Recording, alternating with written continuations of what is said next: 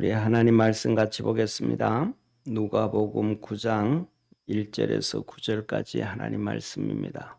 누가복음 9장 1절부터 9절까지 한 절씩 교독하겠습니다.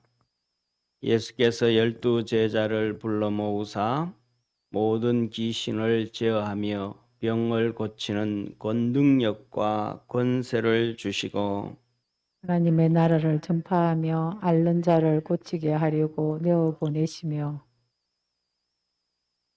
이르시되 여행을 위하여 아무것도 가지지 말라. 지팡이나 주머니나 양식이나 돈이나 두 벌 옷을 가지지 말며 어느 집에 들어가든지 거기서 유하다가 거기서 떠나라.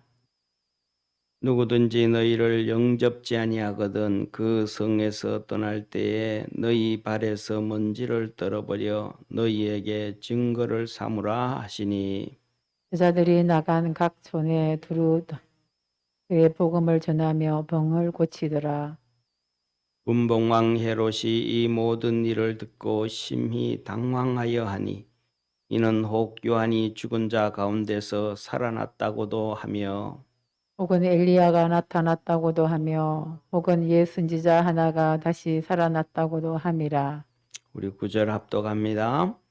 헤롯이 가로되 요한은 내가 목을 베었거늘 이제 이런 일을 들으니 이 사람이 누군고 하며 저를 보고자 하더라. 아멘. 우리 모든 믿음의 성도들에게 하나님의 은혜와 복이 있기를 주의 이름으로 축원합니다. 오늘은 이 누가복음 9장 1절에서 9절까지 있는 말씀으로 인생 최악에서 주님을 만나다 이런 좀 뭐라 그럴까 뭐 특별한 표현 되기가 좀 그렇습니다만은 이렇게 인생 최악에서 주님을 만나다 우리 삶 속에서 모든 믿음의 사람들의 삶은 불신자든 믿는 사람이든 모두가 삶에서 행복하고 꽃길만이 가득하기를 원하고 그렇게 살아가죠. 그런데 모든 사람들이 싫어하는 삶의 인생의 슬픈 날, 인생의 최악의 날들이 있습니다. 이 인생의 최악의 날이라고 얘기하는데 이 최악의 날이 그러면 우리 육신적으로는 그렇게 힘들고 슬프고 어려워서 때에 따라서는 많은 사람들이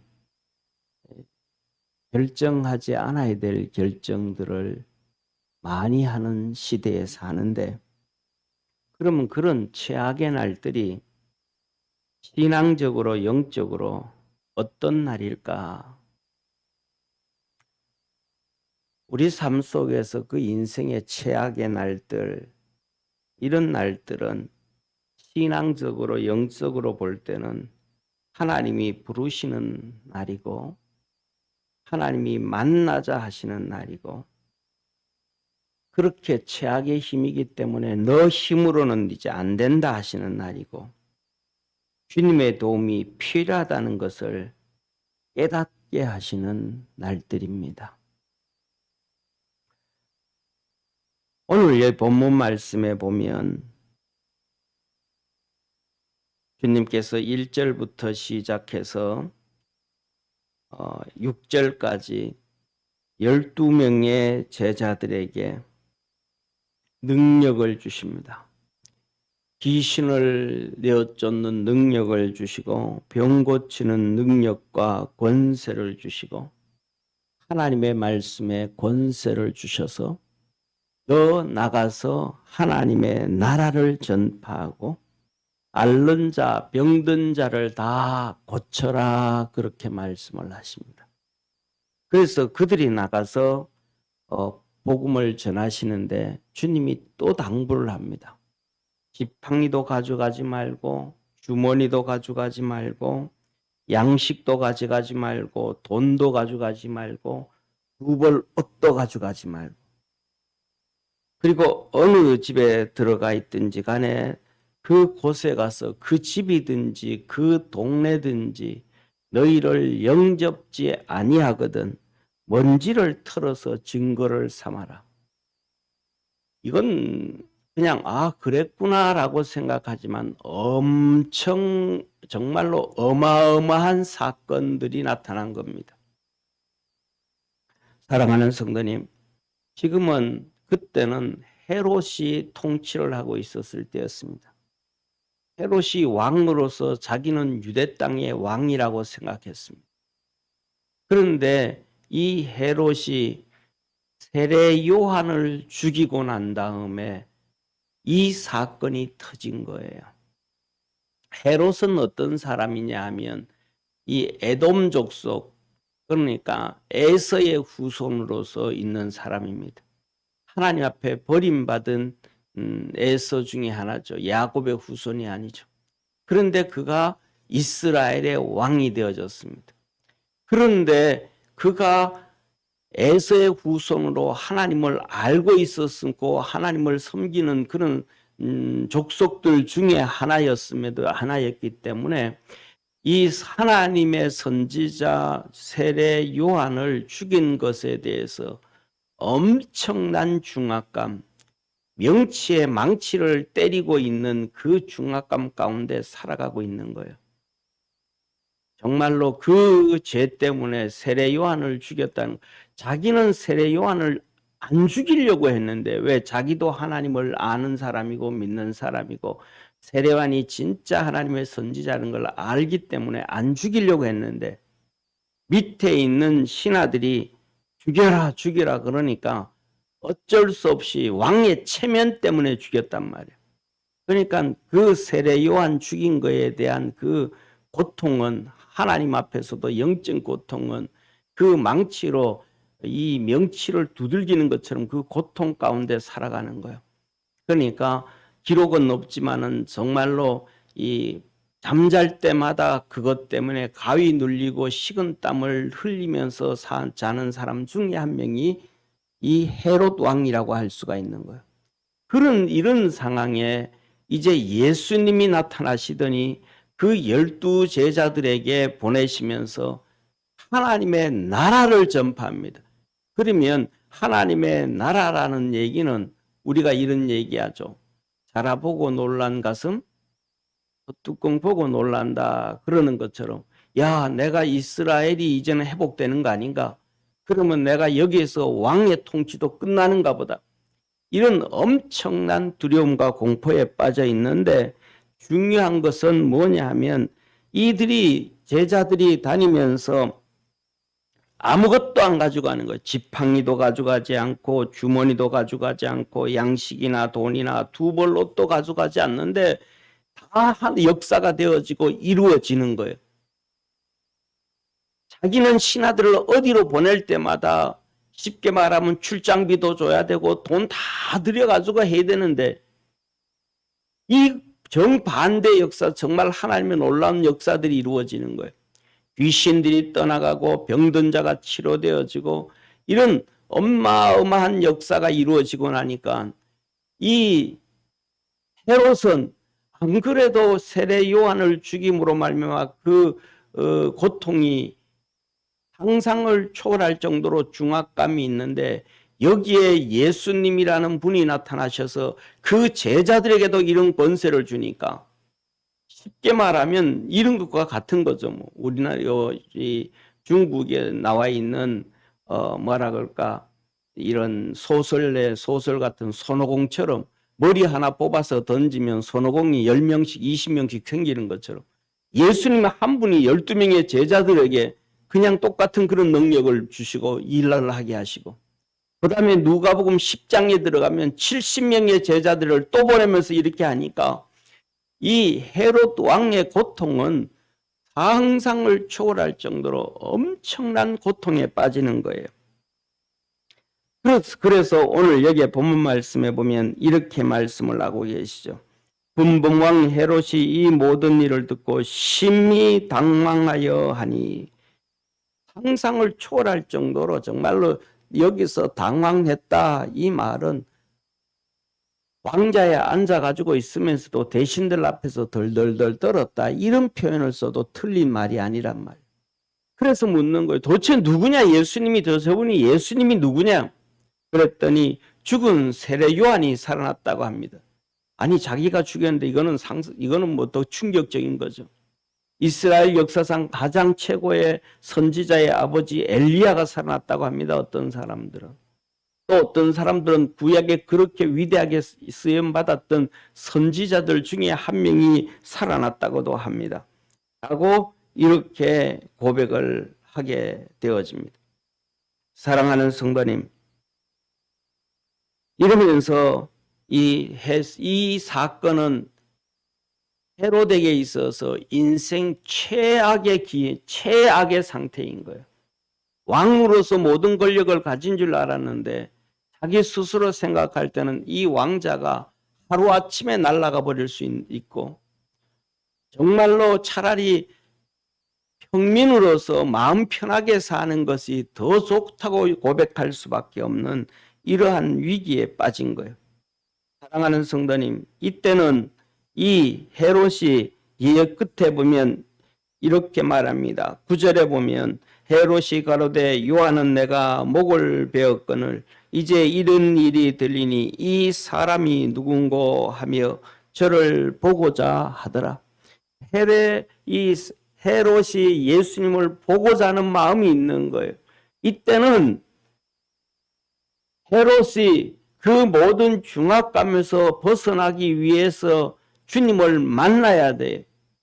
그냥 만나는 것이 아니고 삭개오처럼 주님을 영적으로, 신앙으로, 인격적으로 만나야 되는 거예요. 그냥 그가 어떤 분인가 하여서 얼굴을 보는 것이 아니고 정말로 인격적으로, 신앙적으로, 영적으로 만나야 되는데 헤롯이 왕이라는 체면 때문에 그것을 만나지를 못하는 거예요. 그냥 보고 싶어 하는 거예요. 그러나 삭개오는 예수님을 영적으로, 인격적으로, 신앙적으로 만났음을 믿으시길 바랍니다. 그래서 그 마음을 가졌을 때 주님은 삭개오에게 하신 말씀이 오늘 구원이 내 집에 이르렀느니라. 그렇게 말씀을 하셨단 말이에요. 이렇게 헤롯은 자기 인생의 최악의 순간에서 예수님을 놓치고 말아버렸습니다. 두 번째, 헤롯은 다시 한번 예수님을 이제 진짜 만날 수 있는 기회가 되었습니다. 그것은 예수님께서 십자가에 못 박히시던 그날 새벽에 헤롯 앞에 예수님이 드디어 재판받으러 빌라도가 보내서 그 앞에 서게 되었습니다. 이렇게 서게 되어졌을 때, 빌라도가 보내서 서게 되어졌을 때 헤롯이 그렇게 예수님을 보고 싶어 했는데 이것은 신앙적으로, 영적으로, 인격적으로 만나야 되는 그 상황인데 이렇게 성경은, 하나님은 기록을 하고 있습니다. 헤롯이 예수를 보고 심히 기뻐하니 이는 그의 소문을 들었으므로 보고자 한 지 오래였고 또한 무엇이나 이적 행하심을 볼까 바라던 연고더라. 11절에 헤롯이 그 군병들과 함께 예수를 업신여기며 희롱하고 빛난 옷을 입혀 빌라도에게 도로 보내니 헤롯과 빌라도가 전에는 원수였으나 당일에는 서로 친구가 되니라. 헤롯이 여기에서 예수님을 신앙으로, 영적으로, 인격적으로 못 만나고 예수님을 만나서 어떤 이적을 행하실 것인가? 이 사람이 이 이적으로 내 왕자를 빼앗고 정말로 이스라엘을 독립시킬 수 있는 능력의 사람인가? 그런 세상적이고 육신적이고 환경적인 예수님을 만나려고 한 거예요. 그때 예수님은 아무것도 행하지 않으셨습니다. 그랬더니 이 헤롯이 군병들과 함께 예수를 업신여기고 희롱합니다. 이 예수 통해서는 내 왕자 괜찮겠구나. 내 통치에 문제가 없겠구나. 하는 거예요. 그래서 업신여기고 희롱한 거예요. 사랑하는 성도님, 헤롯은 예수님을 영적이고 신앙적이고 인격적으로 만날 수 있는 기회를 2번 놓치고 비참한 인생에 빠지고 말아버렸습니다. 세상의 것은 다 가졌는지는 모르지만 정말로 가져야 될 사람은 만물의 영장이라고 했던 그것을 놓쳐버리고 말았습니다. 우리 사랑하는 믿음의 성도들도 우리 삶에서 이 헤롯은 엄청난 죄를 짓고 그 절망의 순간에 주님을 만날 수 있는 2번의 기회를 다 놓치고 말아버렸습니다. 우리 믿음의 성도들도 세상적이고 육신적이고 그런 표적적인 것보다가 말씀을 믿고 따르고 주님께 가까이 갈 수 있는 축복의 성도가 되어지기를 주의 이름으로 축원합니다. 사랑하는 성도님, 영적으로 만나고 인격적으로 만나고 신앙적으로 만나야 됩니다.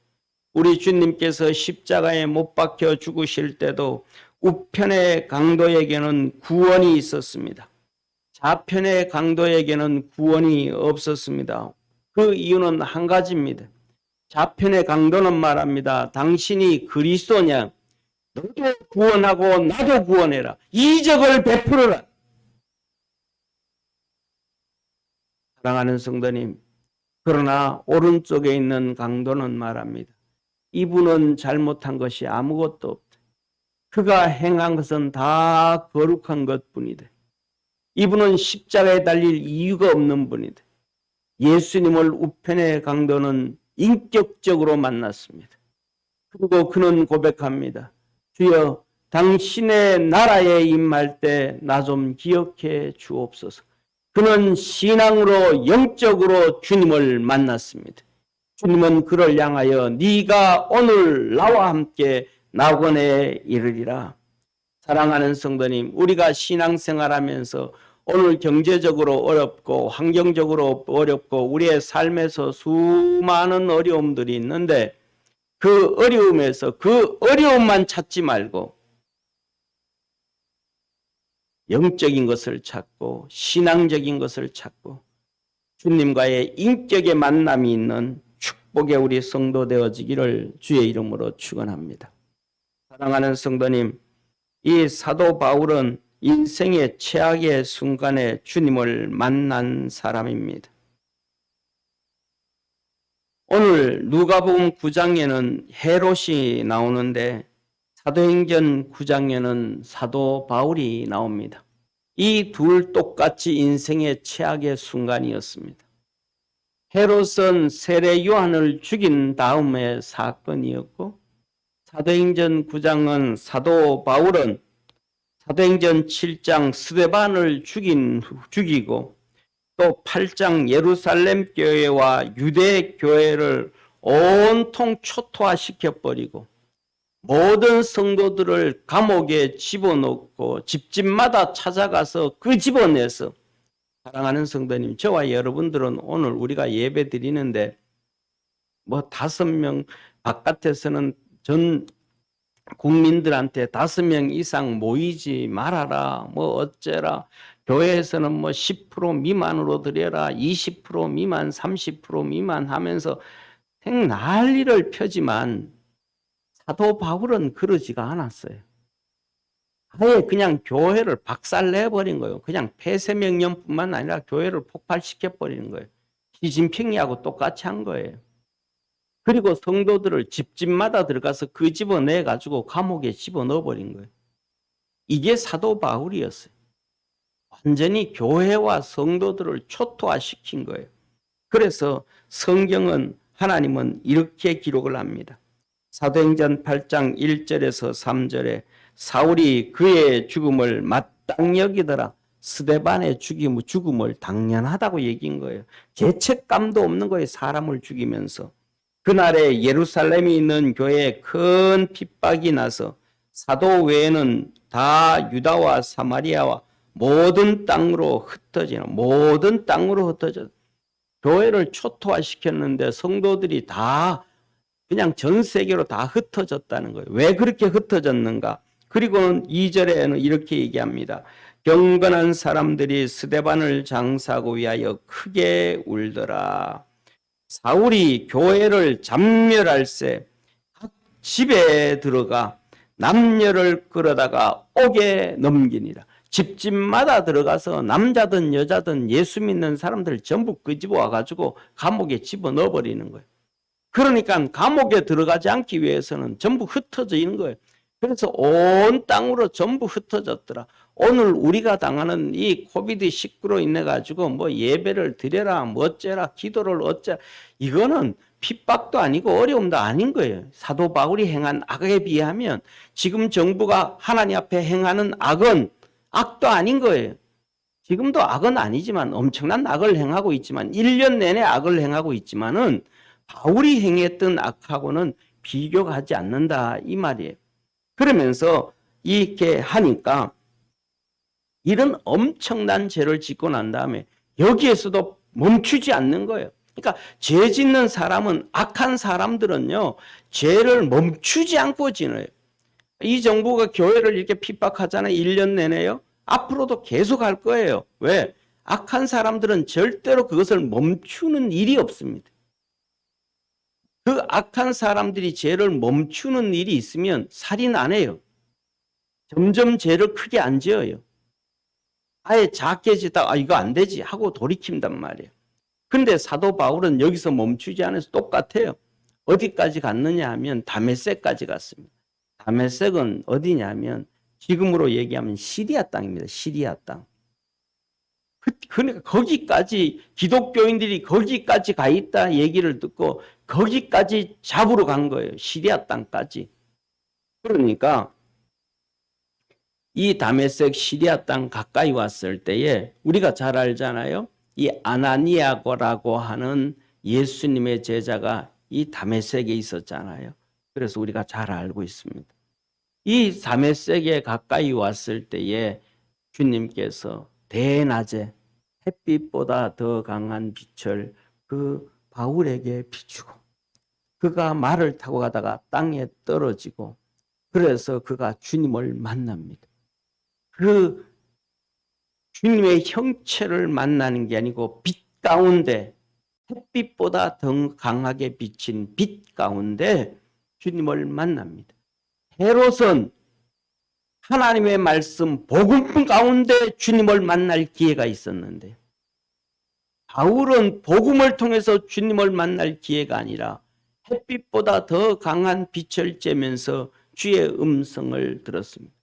사울아 사울아 너가 나를 왜 핍박하느냐? 주여 네 시나이까 내가 핍박하는 예수라 그러셨습니다. 사랑하는 성도님, 이때 사도 바울은 다메섹으로 끌려 들어가면서 옆에 있던 같이 왔던 두 종들의 손에 끌려서 다메섹으로 가서 이 다메섹에서 3일 동안 식음을 전폐했더라. 물도 안 먹고 하나님 앞에 엎드려 기도하기 시작하는 거예요. 사랑하는 성도님, 성경은 이렇게 기록을 합니다.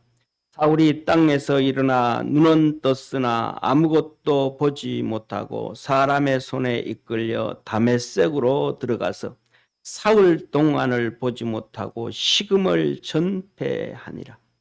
그때에 다메섹에 아나니아라 하는 제자가 있더니 주께서 환상 중에 불러 가라사대 아나니아야 하시거늘 대답하되 주여 내가 여기 있나이다 하니 주께서 가라사대 일어나 직가라 하는 거리로 가서 유다 집에서 다소 사람 사울이라 하는 자를 찾으라. 저가 기도하는 중이라.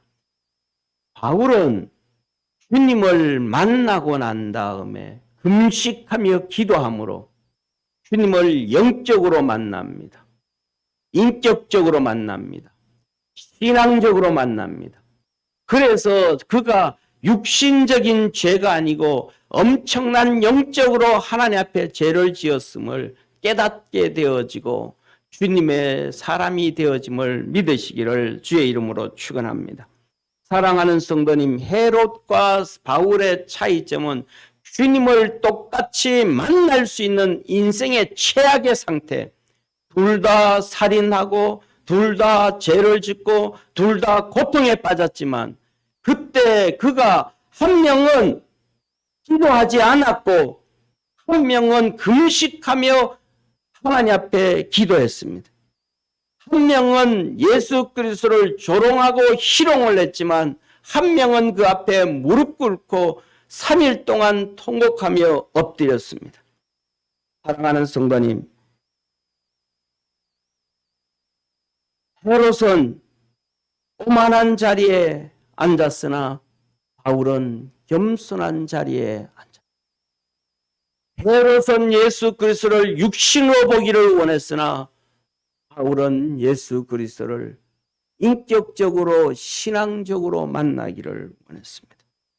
우리 믿음의 모든 성도들의 삶 속에 바울이 주님을 만났듯이 우리가 살아가다가 보면 이런 모습이든 저런 모습이든 우리의 삶의 인생의 최악의 순간이 옵니다.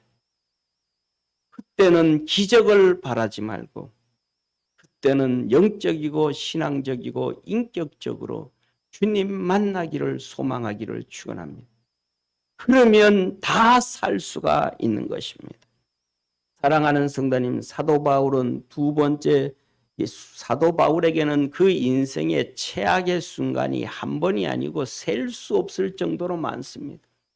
태장에 맞을 때, 40의 감만매를 한 번에 맞을 때, 감옥에 들어갈 때 수도 없이 인생 최악의 순간에 들어가는데 그때마다 사도 바울은 주님을 만났었습니다. 3차 선교를 하고 예루살렘으로 돌아와서 그는 잡혔습니다. 죄 없이 잡혀서 재판을 받을 때 그 많은 법정 앞에서 바리새인들과 사두개인들과 유대 지도자들 앞에서 사도 바울은 자기가 왜 예수님을 믿을 수밖에 없었는지를 증거합니다. 다메섹에서 주님이 나타나셨고 그분이 예수님이었고 그분이 하나님의 아들이었다는 것을 증거하게 됩니다. 그렇게 1차 재판이 끝났습니다. 변론 시간이 지나갔죠. 그날 밤에 우리 주님이 그에게 나타나셨습니다. 주님이 그날 밤 나타나셔서 이렇게 말씀을 하셨습니다. 사도행전 23장 11절에 그날 밤에 주께서 바울 곁에 서서 이르시되 담대하라. 내가 예루살렘에서 나의 일을 증거한 것 같이 로마에서도 증거하여야 하리라 하시니라. 너 걱정하지 마라. 네가 오늘 낮에 나를 어떻게 만났던 것을 증거했던 것처럼 그리고 예수 그리스도가 하나님의 아들이고 구세주라는 것을 증거했던 것처럼 네가 로마에 가서도 증거하리라. 주님께서는 이 감옥에서 건져주시고 로마로 보내줄 것을 약속해 주셨습니다. 그런데 그 일은 요원하지가 않습니다. 감옥에서 죽을 것 같습니다. 하루가 지나고 한 달이 지나고 석 달이 지나고 6달이 지나고 1년이 지나도 감옥에서 풀려날 기미가 없습니다. 오히려 바리새인들이 맹세를 합니다. 우리가 사도 바울을 암살하자. 저놈을 죽이지 않으면 우리는 밥도 먹지 말자. 그러면서 굶으면서 사도 바울을 죽일 결사대를 만듭니다. 이렇듯이 사도 바울은 옥에 갇혀 있으면서 쪼여오는 고통, 바리새인들의 그러한 고통, 사도 바울을 그냥 재판으로 정리하는 것이 아니고 칼로 그냥 목 따버리자. 이 결사대가 만들어지는 이러한 것들 상상을 초월할 정도로 인생의 최악의 길로 떨어지기 시작합니다. 사랑하는 성도님, 그러다가 결국은 2년이 지난 이후에 그가 유일하게 꺼낸 카드 숨겨놨던 카드를 하나 꺼냅니다. 그 카드가 로마 시민권이라는 카드예요. 지금까지는 내가 유대인으로 재판을 받았는데 더 이상 안 되겠다. 만 2년이 지난 다음에 로마 시민권의 카드를 내놓으면서 베소 총독한테 내가 로마에서 재판받겠다. 내가 여기서 재판 안 받고 로마에서 재판받겠다. 그때 베소 총독이 그를 로마로 보내게 되어집니다. 그래서 사도 바울은 로마로 갑니다. 이것을 보면서는 주님께서 친히 감옥에서 끄집어낸 것이 아니고 상황을 보면 바울이 로마 시민권이라는 카드를 꺼냈기 때문에 로마로 가게 된 거예요. 그런데 사랑하는 성도님, 그럼 불평할 수 있잖아요. 주님이 감옥 처음 들어오자마자 다 얘기해 줬는데 2년 동안 고난 가운데 계셨고 이제는 로마로 가고 있는데 큰 풍랑을 만납니다. 고통 가운데 빠집니다. 사랑하는 성도님, 그랬을 때 주님이 그에게 나타났습니다. 그 풍랑 가운데 주님이 나타났습니다. 사도행전 27장 24절에 이렇게 기록합니다. 바울아 두려워 말라. 내가 가이사 앞에 서야 하겠고 또 하나님께서 너와 함께 행선하는 자를 다 내게 주셨다 하였으니, 그 고통 가운데 절망 가운데 있을 때 사랑하는 성도님, 우리 믿음으로 살아가는데 하나님이 응답해 준 게 아니고 자기의 로마 시민권 카드 꺼내가지고 로마로 가게 되어졌는데 그 풍랑과 고통이 또 오는 거예요. 바다에 죽을 위기가 오는 거예요. 이 정도 되어지면 원망해야 되지 않겠어요? 불평해야 되지 않겠어요? 짜증 좀 내야 되지 않겠습니까? 그런데 사도 바울은 그때도 기도하는 거예요. 포로로 죄수로 끌려가면서도 사도 바울은 금식의 절기, 무교절의 이 금식의 절기, 속죄일의 금식의 절기가 되니까 금식을 하는 거예요. 불평하지 않고 원망하지 않고 인생 최악의 순간으로 떨어졌을 때도 금식하며 기도할 때 주님께서 바울에게 나타나셔서 천사를 보내셔서 바울아 두려워하지 말라. 그 두려움과 공포가 휩싸여 있는 바울에게 두려워하지 말라. 주님이 너와 함께 하신다고 위로해 줍니다. 그 말씀을 듣고 바울이 일어나서 갑판 위로 가서 거기에 탄 300여 명의 사람들에게 소리칩니다. 여러분이여 안심해라. 나는 내게 하신 그 말씀대로 되리라고 나는 믿는다 하였습니다. 사랑하는 성도님, 우리 모든 믿음의 성도들이 우리 삶에서 살아가다가 보면 인생의 최악의 순간이 한 번 왔다 끝나는 것이 아니라 왔다가 사라지고 또 오고 또 오고 또 올 때가 있습니다. 그럴 때마다 우리가 주님을 신앙적으로, 영적으로, 인격적으로 만났던 믿음의 사람들처럼 주님을 만날 수 있는 성도가 되어지기를 축원합니다. 예배를 통해서 주님을 만나고 기도를 통해서 주님을 만나고 말씀을 통해서 주님을 만나는 복된 성도가 되기를 소망합니다. 사랑하는 성도님, 주님을 만난 사람들은 전부 믿음의 사람들은 인생 최악일 때마다 주님을 만난 사람들이었습니다. 아브라함을 보시기를 바랍니다. 아내를 애굽에서 바로 앞에 빼앗겼을 때 그는 주님을 만납니다. 블레셋 아비멜렉한테 빼앗겼을 때 주님을 만납니다. 사랑하는 성도님, 사라의 경수가 끝나고 후손의 소망이 없어졌을 때 그런 주님을 만나고 이삭을 보게 되어지는 축복을 만납니다. 할렐루야. 그는 모리아산에서 이삭을 드려야 되는 인생 절망의 순간일 때 그는 주님을 만나게 되어집니다. 야곱을 보시길 바랍니다. 주님께서 그 형제들에게 팔려갈 때에 그가 감옥에 들어갈 때에 그는 주님을 만나는 사람이 됩니다. 야곱을 보시기를 바랍니다. 야곱은 형 에서가 그를 죽이려고 합니다. 이제는 부모도 그의 보호자가 되지 못합니다. 형의 이 소나기에서 지켜줄 수 있는 부모가 되지 못합니다. 아버지 이삭은 눈이 멀어서 지켜줄 수도 없고, 리브가는 어떻게 나이 많아서 이제는 아들이 어떻게 하는, 큰 아들이 어떻게 하는 거 막을 수도 없는, 그래서 그는 도망갈 때 베델에서 주님을 만납니다. 그는 돌아올 때에 에서가 400명의 군대를 끌고 그를 또 죽이려고 합니다. 아무리 몸부림을 쳐봐도, 아무리 재산이 많아도, 아무리 양떼와 소떼가 많아도 에서를 어떻게 피할 길이 없습니다. 인생의 최악의 순간이고 절망의 순간입니다. 그때 그는 야복강에서 주님을 만납니다.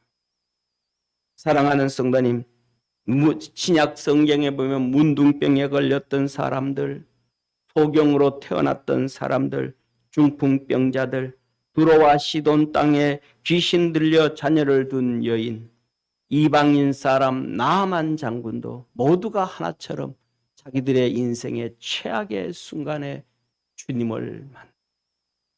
그것이 기도요, 그것이 말씀이요, 그것이 예배요, 그것이 말씀 앞에서 순종하며 진실할 때였습니다. 십자가의 날이 있습니다. 예수님은 십자가에 못 박히실 때 육신의 최악의 날이었습니다. 예수님 인생의 최악의 날이었습니다. 예수님에게는 창조되어질 때부터, 하나님께서 그 아들 독사를 낳을 때부터 예수님에게는 죽음이라는 건 관련 없는 것이었습니다. 영원한 하늘나라의 보좌와 영광만이 있는 것이, 예비되어진 것이 예수님의 삶이었습니다. 그런데 이 땅에서 십자가에 죽는다고요. 그건 인생의 최악의 순간이었습니다. 그러나 그 순간 영적으로는 모든 창조를 완성한 새로운 축복의 완성의 날이, 창조의 완성의 순간이었습니다.